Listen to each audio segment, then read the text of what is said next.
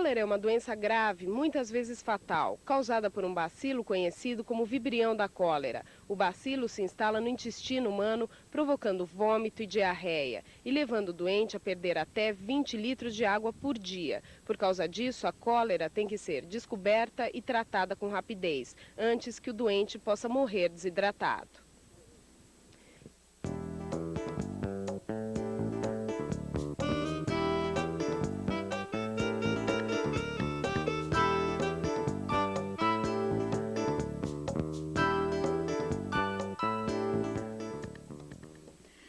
A propagação da cólera acontece através da ingestão de água e alimentos contaminados. O bacilo atinge a água através das fezes humanas e pode permanecer vivo no meio ambiente de 1 a 60 dias. Isso demonstra que a cólera só pode ser evitada com eficiência onde há perfeitas condições de saneamento básico e quando a população pratica rígidos hábitos de higiene. Essa não é a realidade brasileira. Em nosso país, quase a metade dos municípios não tem rede de esgoto e 54 milhões de pessoas não têm água tratada. Essa situação exige dos órgãos de governo uma série de medidas no âmbito da saúde. Paralelamente, há um trabalho educativo e de informação da população. Nesse esforço conjunto de combate à cólera, a ação preventiva que caracteriza a vigilância sanitária torna-se indispensável. São exemplos de atuação da vigilância sanitária: monitorar a qualidade da água que as pessoas bebem, dos alimentos e medicamentos que elas consomem, do tratamento que elas recebem em postos de saúde e hospitais. Controlar as condições sanitárias dos meios de transporte e nas fronteiras para evitar a infectação das pessoas durante as viagens e para impedir a entrada de portadores do víbrion em áreas não endêmicas. Observar nos postos de saúde e hospitais se estão sendo tomadas todas as precauções para que funcionários e outros pacientes não contraiam a doença. No processo de conscientização da população, cabe à vigilância sanitária orientar sobre hábitos de higiene, sobre a necessidade de cloração ou fervura e filtragem da água antes do consumo humano, sobre cuidados na preparação de alimentos, elaborar folhetos e cartilhas, fazer palestras em escolas e centros comunitários, divulgar informações sobre como proceder ao constatar os primeiros sintomas. Este vídeo treinamento detalha em seus módulos as ações indicadas para cada campo de atuação da vigilância sanitária.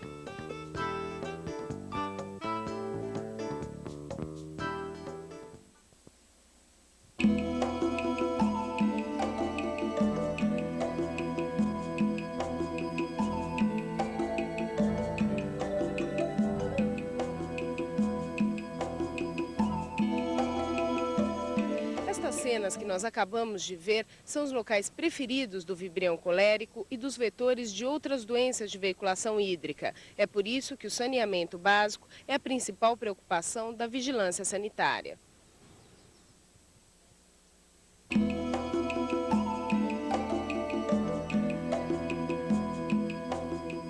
O controle da qualidade da água é feito pela vigilância através de inspeções sanitárias e da coleta periódica da água para exame de sua qualidade. O teor de cloro residual livre e combinado deve ser medido periodicamente pelos agentes da vigilância sanitária. Por determinação da Secretaria da Saúde, o teor mínimo de cloro residual livre na rede de distribuição de São Paulo deve ser de 0,5 miligrama por litro. Esse teor não deve ser excedido em muito, porque o excesso de cloro pode acarretar corrosões e consequente contaminação da rede. A equipe de vigilância deve orientar a população para a limpeza periódica das caixas d'água e para a utilização adequada de filtros domésticos. Em águas não tratadas, adicionar 2 gotas de hipoclorito de sódio a 2,5% para cada litro de água por 30 minutos de contato.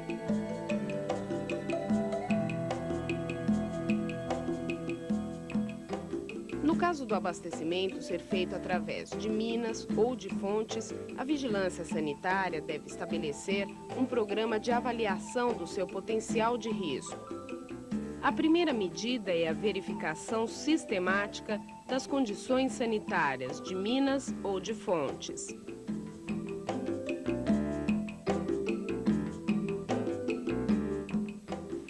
Deve ser feita também a análise periódica da qualidade dessas águas através de exames em laboratórios. No caso da água não ser adequada, a população deve ser informada e orientada sobre a situação. Se houver condições de desinfecção, todas as providências devem ser tomadas pela vigilância sanitária e órgãos afins. Do contrário, a mina deve ser desativada. As autoridades sanitárias precisam alertar a população contra o uso indevido de processos caseiros de desinfecção. As garrafinhas de areia, por exemplo, só podem ser usadas sob a orientação de técnicos habilitados. Nas casas servidas por poços freáticos, a vigilância sanitária precisa informar e orientar os moradores quanto à construção, proteção e manutenção dos poços. É necessário indicar a localização adequada em relação às fossas e a necessidade de filtração e cloração ou fervura da água antes do consumo. A água se contamina facilmente através de esgotos que são lançados brutos ou com tratamento deficiente. Para evitar que isso aconteça, a vigilância deve conhecer a fundo o sistema. É muito importante também, nesses casos, um trabalho preventivo em conjunto com as prefeituras, para evitar o lançamento de esgotos sanitários em águas pluviais e vice-versa. Caso a vigilância sanitária constate problemas nos esgotos de uma região, a população deve ser informada e orientada imediatamente. No caso de soluções individuais para coleta e destino final dos esgotos sanitários, a vigilância deve orientar as famílias na construção, operação e manutenção de fossas sépticas. É preciso também indicar a localização ideal para as fossas em relação aos poços de água. A vigilância deve ainda alertar a população para os riscos e consequências da contaminação do lençol freático. As moscas, os ratos e as baratas transitam por esgotos e lixos contaminados e depois depositam nos alimentos os agentes causadores das doenças. Para evitar esse tipo de contágio, a vigilância sanitária deve desenvolver ações junto às prefeituras para que sejam mantidas as condições de limpeza dos córregos, bocas de lobo, ruas, terrenos baldios e para que haja uma coleta regular do lixo. A população também deve ser orientada a manter os cuidados mínimos de higiene dentro de casa. A vigilância sanitária precisa conhecer a forma de tratamento e destino final dos resíduos sólidos dos municípios. Deve também garantir a operação adequada dos aterros sanitários, proibir a permanência de catadores e animais nos locais de destino final do lixo.